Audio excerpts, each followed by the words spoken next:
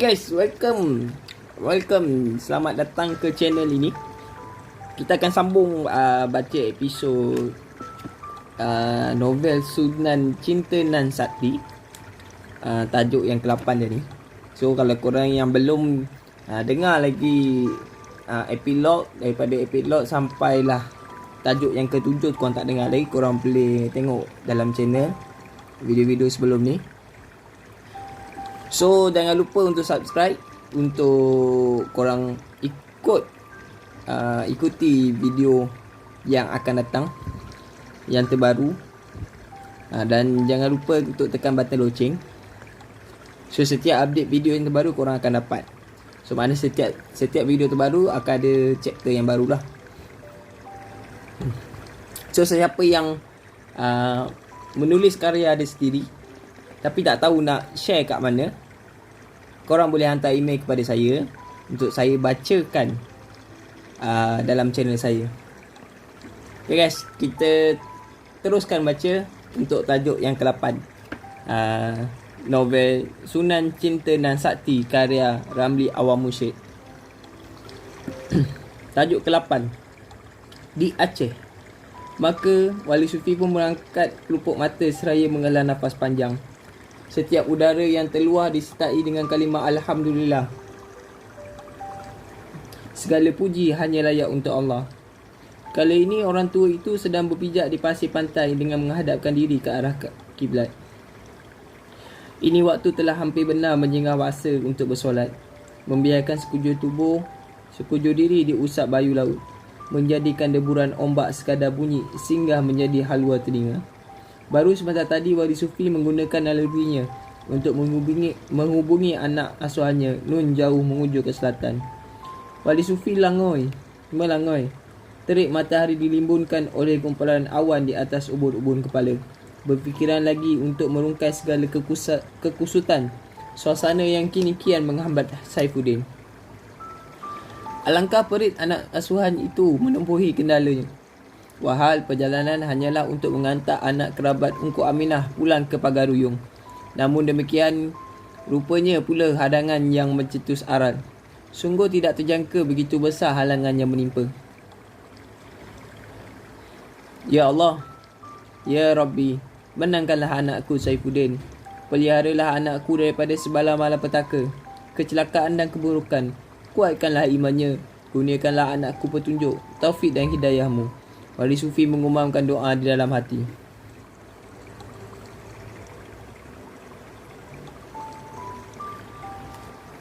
Assalamualaikum Abang Wali.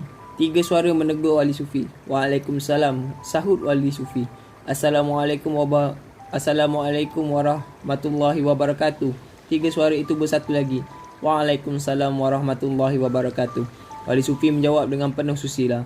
Salam sejahtera bersifat suci ini merupakan doa paling mudah. Assalam sejahtera, warahmatullah, rahmat Allah, dan wabarakatuh, yakni berikanlah berkat kepadanya wahai Allah. Merupakan kurniaan Allah Azza wa Jalla ke atas makhluk-makhluknya di atas sifat ilahi yang maha pemurah. Pahala sangat senang diraih, memberati timbangan amal di akhirat kelak. Maka masuklah ke dalam syurga atas rahmat Allah. Ketiga-tiga sahabat Nyah Ma'un, Nyah Din serta Ampuh Saleh berjalan mendapatkan ketua para jemaah itu. Mereka bersalaman dan saling berdekapan. Ada kabar daripada anakmu Abang Wali? Tanya Ampuh Saleh. Bagaimana pula nasib Dailut dan Sadik? Soal Nyah Ma'un. Nyah Din pula hanya mengeluh berat. InsyaAllah mereka bertiga selamat. Kita doakan kesejahteraan mereka. Nyah Ma'un, Nyah Din dan Ampuh Saleh menganggukkan kepala hampir serentak. Masing-masing bersahutan kata dengan ucapan insya-Allah. Kalian baru hendak ke musola? Soal Wali Sufi. Kami dari musola lah Abang Wali, pantas Nyah Din menjawab. Lalu Wali Sufi mengerutkan wajah tua dan jernih. Kami kaget abang tiada di musola. Saban waktu abang yang duluan mampir ke musola. Tapi hari ini abang kagak ada. Nyah Ma'un menjelaskan. Lalu aku mencadangkan supaya mencari abang di rumah. Tapi abang pun tiada di rumah. Kami risaulah, Bang Wali. Kerana itulah kami mencari abang di sendiri. Di sini, Ampuh Saleh petah lancar mengomong tutur yang jelas, ikhlas diluahkan dari hati. Terima kasih atas rasa peduli kalian, ucap Wali Sufi. Kenapalah Abang Wali ke sini? Apakah merindui Maharani di hujung lautan sana? Nyah Din mengusik secara sengaja bercanda. Wush! Nyah Ma'un tanpa sengaja menepuk keras bahu sahabatnya. Apa candaanmu sedemikian biadab, Nyah Din? Keras juga sedemikian ampuh saling menegur. Wali Sufi sekadar terkidum-kidum mengerti usikan tersebut. Maaf Abang Wali, ucap Nyah Din. Ya sudahlah kalian, ayolah kita berangkat ke musallah. Berlama-lama di sini kelak akan dibimbangi mengurangkan pahala. Lebih baik beriktikaf di musallah, ajak Wali Sufi. Maka para sahabat yang taat beribadah pun saling berkayuhan kaki mengayun langkah. Tiadalah mereka berbual-bual yang sia-sia, melainkan masing-masing mengucapkan zikrullah menuju ke sebuah tempat yang jauh lebih baik. Di Pulau Utara, Gimbara terpelujuk ke lantai menerusi jendela batu di kamar Maharani. Kemunculannya bermula dengan gulungan asap hitam, terhampas bak sampar, lantas terbentuk dalam sifat berjasad.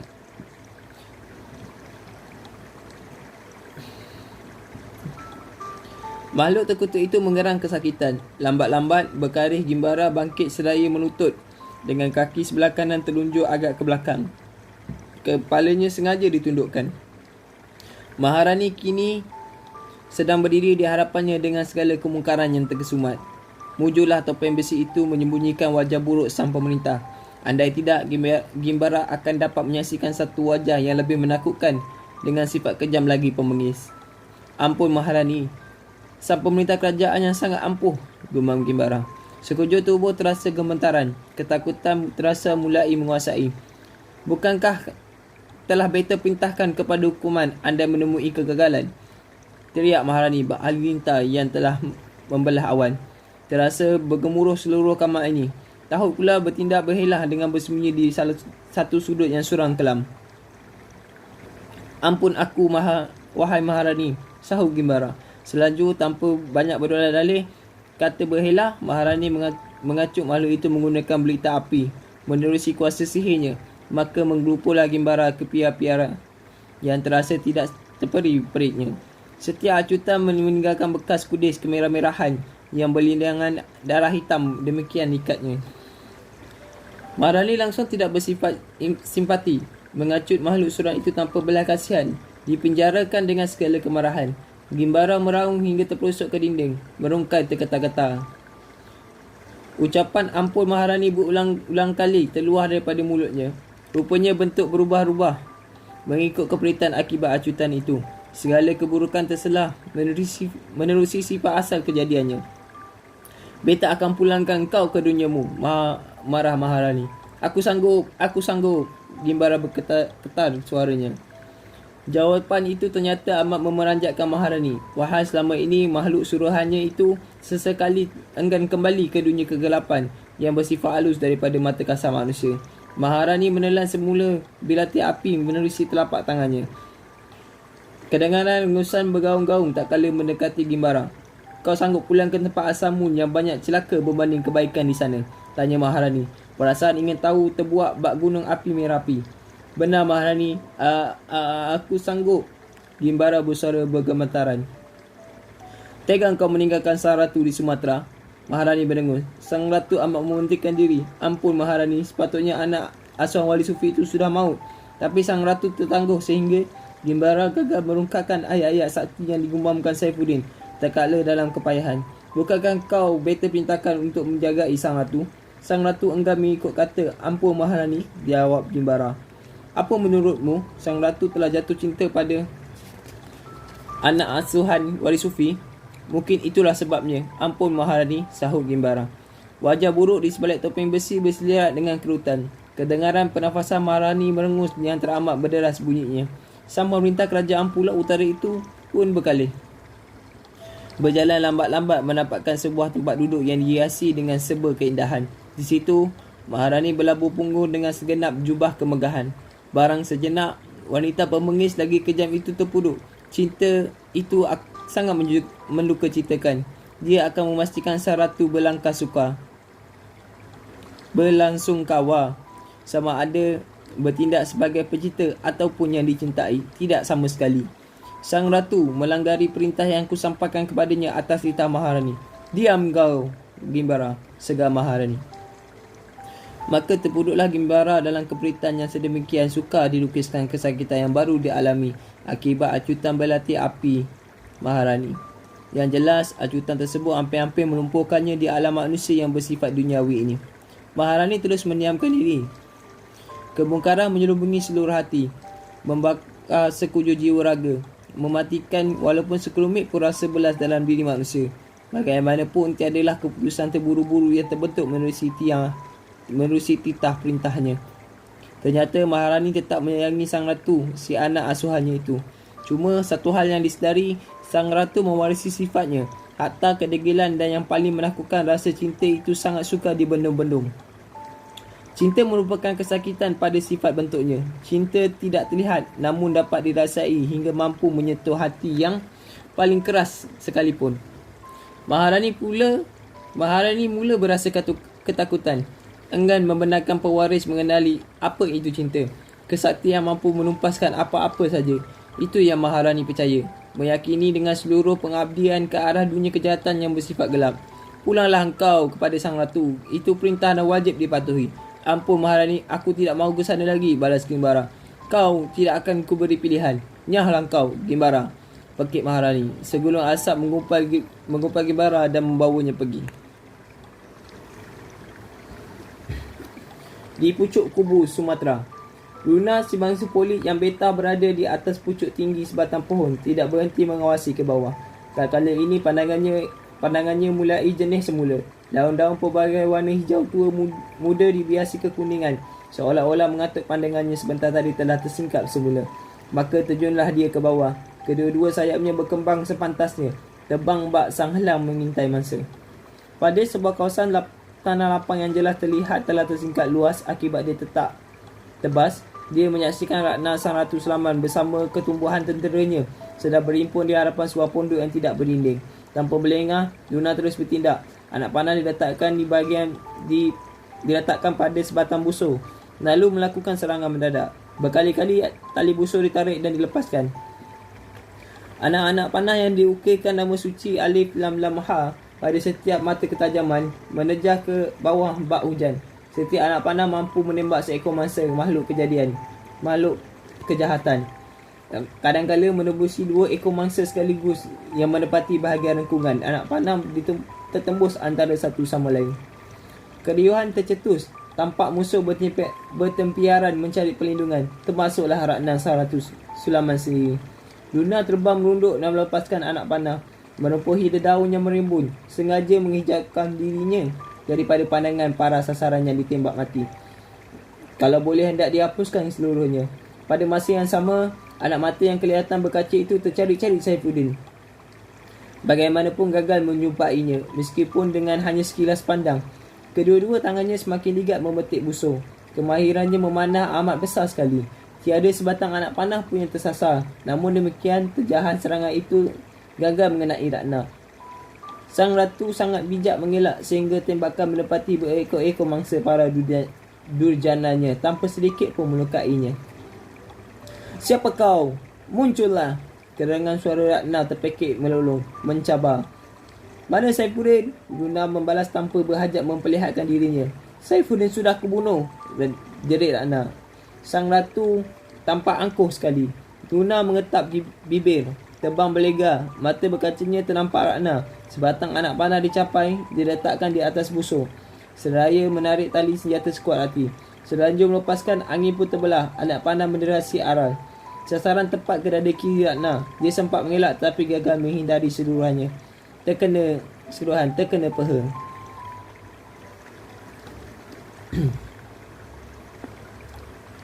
Chapter 9. Tajuk yang ke-9. Di pucuk kubu Sumatera. Angin perut yang terhembus menerusi rongga mulut Saifuddin membuatkan si rangka menjauhi anak muda itu.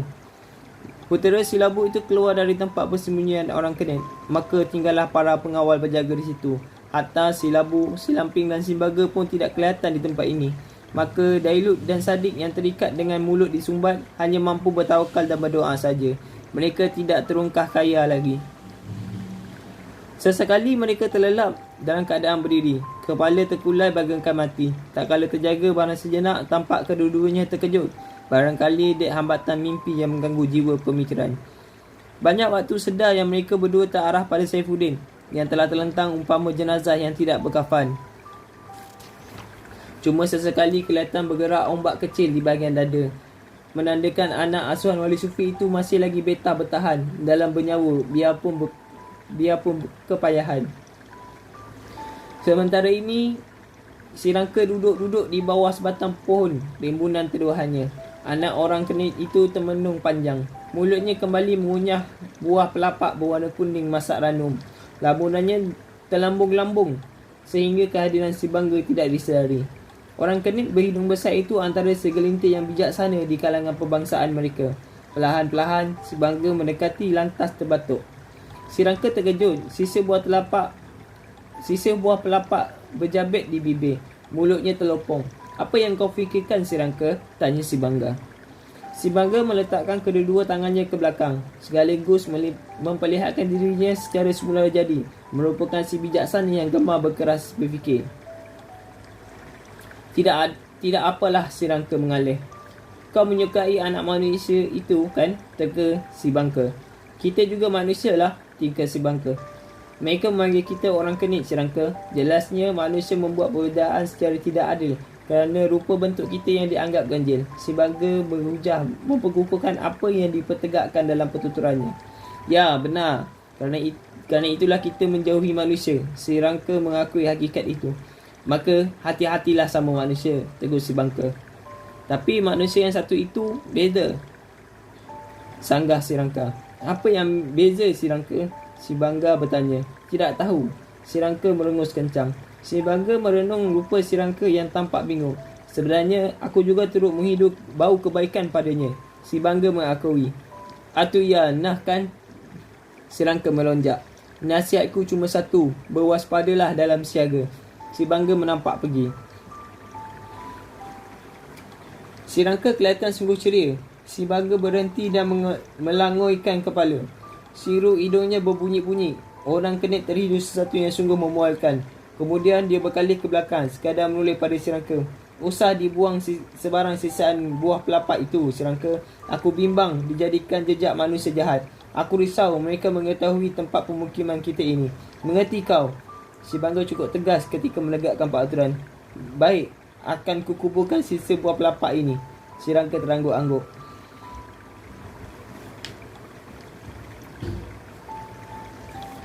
Wajah Ratna Sang Ratu Sulaiman tampak dalam keperitan yang teramat sangat.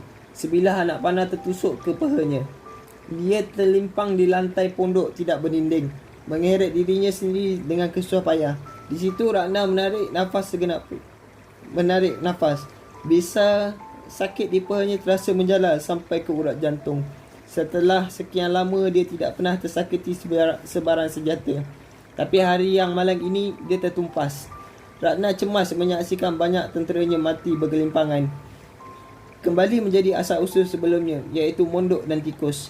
Manakala yang lain sudah tidak kelihatan. Mereka bertempiaran lari tak kala gagal menyanggah serangan. Kini serangan itu sudah berhenti. Anak-anak panah berbilah-bilah tercacak ke tanah. Kedapatan yang menembusi sang mondok dan tikus, dan kini pewaris kerajaan Pulau Utara itu ketinggalan berseorangan. Sendirian dalam kesamparan, tidak terungkah kaya. Dalam keadaan diri yang berduka cita akibat ketewasan yang tidak disangka-sangka, Ratna mengesot berlindung pada sebatang tiang penunjah pondok. Kepalanya sedikit terlangoi, mata hitam terpicing-picing, berusaha menerusi penglihatan menerusi celahan rimbunan daun-daun. Kelibat sang penyerang sudah tidak kelihatan lagi. Seketika Ratna mengelas nafas lega, cuma harus lebih siaga dalam waspada. Ratna mengambilkan sumpah serana. Dia tahu penyerang mereka sebenarnya sebentar tadi merupakan makhluk bersayap yang mahir menggunakan busur dan anak panah. Pemilik asal mata anak panah yang terukir nama Alif Lam Lam Ha. Selanjut Ratna tersandar di tiang pondok. Wajahnya tampak kusam, keringat mulai menguncur. Manik-manik bergaram menjadi hiasan galau pada setiap keruan pada rupanya. Sejenak anggun wajahnya menjadi pudar. Seketika angkuh itu melentur. "Kimbara!"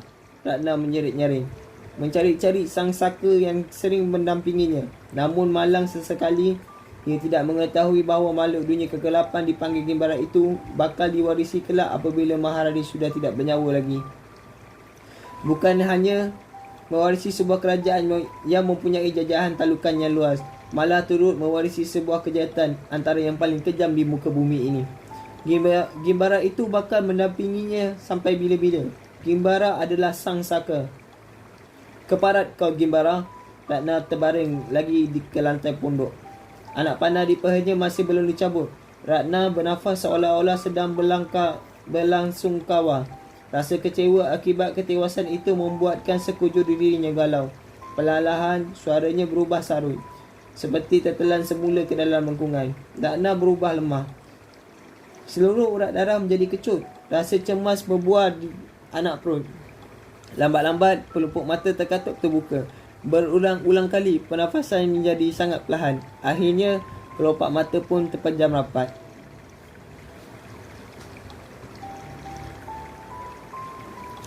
Si Rangka kembali mendapatkan Saifuddin memanjat dada anak muda itu. Orang kena tersebut bertinggi di situ. Raut muka Saifuddin diamat-amati. Terlihat percikan keringat. Entah kenapa di antara mereka bertiga, Si Rangka lebih tertumpu perhatiannya pada anak muda yang seorang ini.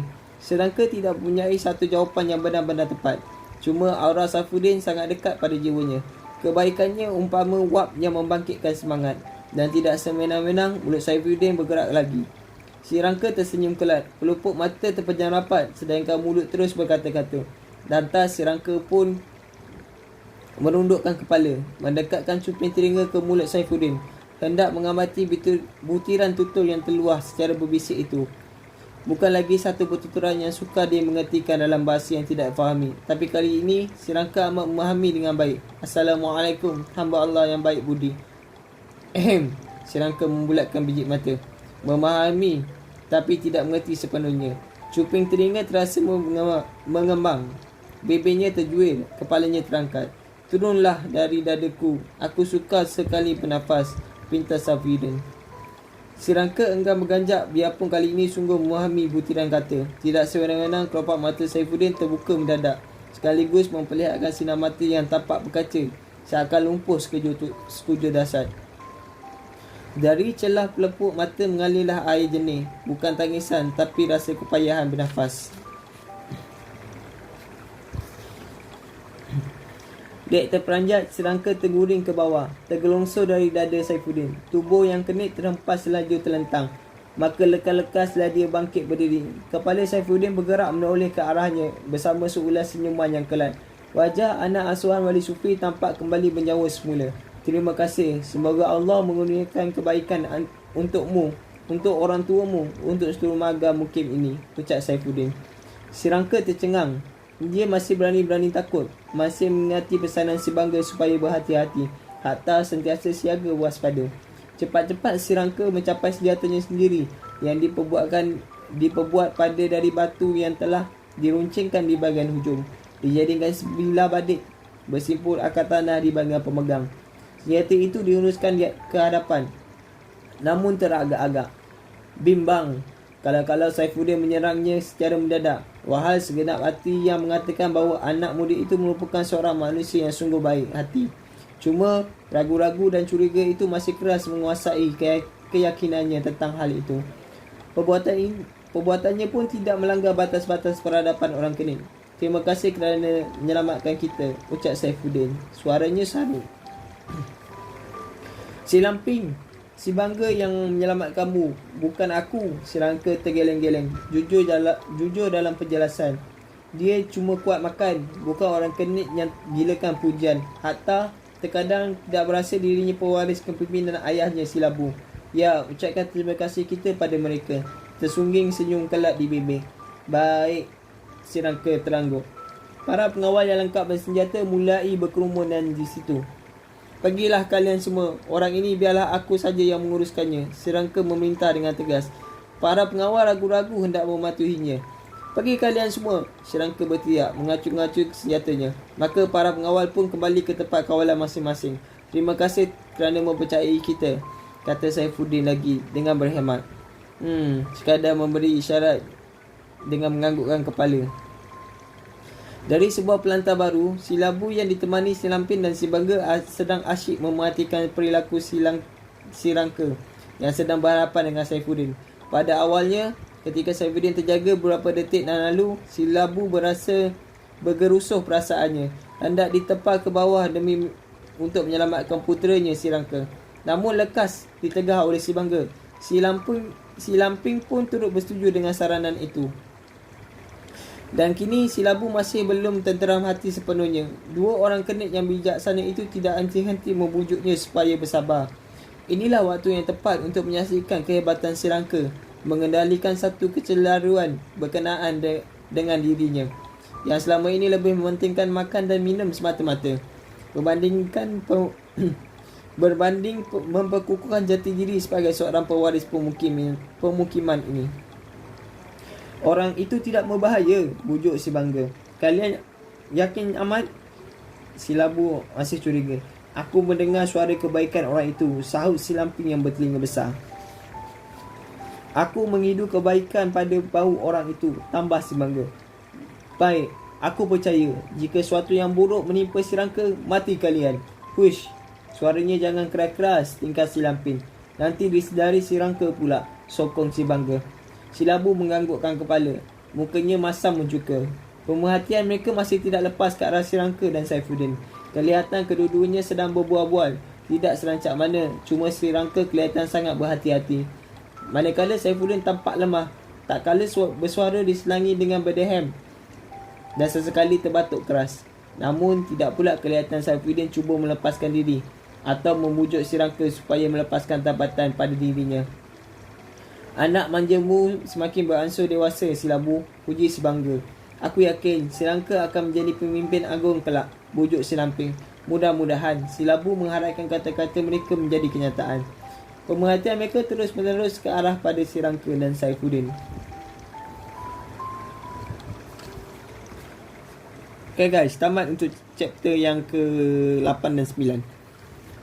So untuk chapter 10, tajuk yang ke-10 kita akan sambung next video. So pada yang menonton, terima kasih kerana menonton. Jangan lupa like, komen dan subscribe untuk dapatkan video yang terbaru. Jangan lupa untuk tekan button loceng Okay, bye.